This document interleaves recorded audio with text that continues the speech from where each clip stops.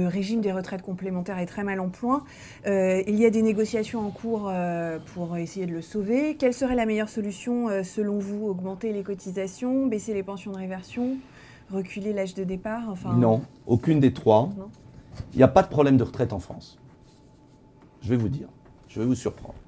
Il y a un problème des retraites parce que nous avons perdu 1 million d'emplois, notamment industriels, et nous avons même plus, 1 300 000 chômeurs de plus depuis 2007. Nous avons la chance en France, au moins on a beaucoup de difficultés, mais qu'au moins on ait des atouts. On a 2 atouts immenses en France. On a la plus forte démographie d'Europe. Ça veut dire que si notre économie fonctionnait, et si les cotisations sociales rentraient parce que nous avions des emplois, eh bien les régimes seraient équilibrés. C'est la grande différence avec l'Allemagne qui perd 200 000 habitants par an. C'est aussi une des explications du chômage, d'ailleurs. Oui, c'est tout à fait juste. Le deuxième point, c'est que nous avons la chance d'avoir le pays qui a le plus d'épargne. Ça veut dire quoi? Ça veut dire que si on baissait massivement les charges des entreprises, qu'on réalimentait la mécanique, qu'on investissait et qu'on recréait de l'emploi en France, le problème des retraites serait réglé. C'est le premier point. Deuxième point, ça ne veut pas dire qu'il n'y a pas un problème immédiat. Donc, il faut tout faire pour ne pas augmenter les cotisations. Et par ailleurs, je pense qu'il faut aussi cesser les gaspillages. Et moi, je vais vous dire autre chose. Je suis même pour l'augmentation des petites retraites. J'ai rencontré à Amiens, dans la Somme, mercredi dernier, une femme qui est une nono-militante. Et elle a 64 ans. Elle a commencé à travailler à 14 ans.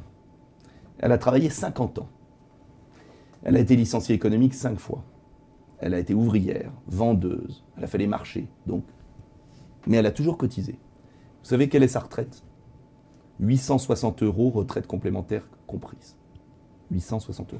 Et cette femme m'a dit, vous voyez, ce qui me choque, c'est que j'ai 860 € de retraite et je vois des Polonais, des Roumains, des étrangers arriver et avoir 730 € de minimum vieillesse sans jamais avoir cotisé.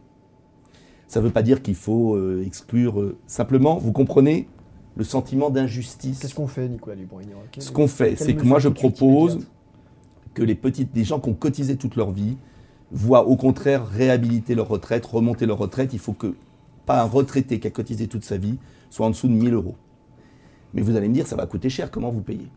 Eh bien, je propose aussi qu'on arrête un certain assistanat. J'ai bien regardé, parce que je n'ai pas voulu dire de bêtises, mais quand vous regardez que vous avez le RSA, la CMU, l'APL, au bout de 3 mois de résidence en France, légale, c'est pas possible. Je ne dis pas qu'il faut faire de préférence nationale, comme le Front National, attention. Je dis qu'il faut un délai de carence, comme le propose justement Cameron en Angleterre. Quand je vois que des ressortissants de l'Union européenne ont le minimum vieillesse sans avoir jamais cotisé en France, alors même, donc on ne peut pas continuer, moi je le vois dans ma banlieue. Concrètement, ça veut dire un délai de carence, même pour ceux de l'Union européenne, il n'y a aucune raison que des pays qui n'ont pas la sécurité sociale, comme en Pologne, en Roumanie ou ailleurs, puissent envoyer leurs retraités finir leurs vieux jours en France et payer 750 € alors que j'ai des retraités français qui ont cotisé, ou étrangers d'ailleurs, en situation régulière. Moins d'allocations. Est-ce qu'il faut baisser les allocations? Non, il faut... La misère est telle que...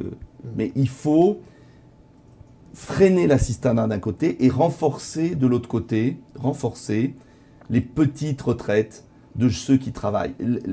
Et c'est ça le sentiment d'injustice. Et là, attention, ces questions sont très difficiles à manier.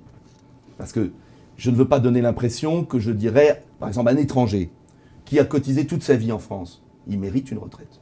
Donc je ne suis pas comme le Front National, soyons clairs, qui dit préférence nationale, vous êtes étranger, même vous avez cotisé, rien du tout. Non. Mais je dis qu'à force de ne jamais aborder les vrais problèmes du pays, on a laissé au Front National le soin de les traiter, d'en parler.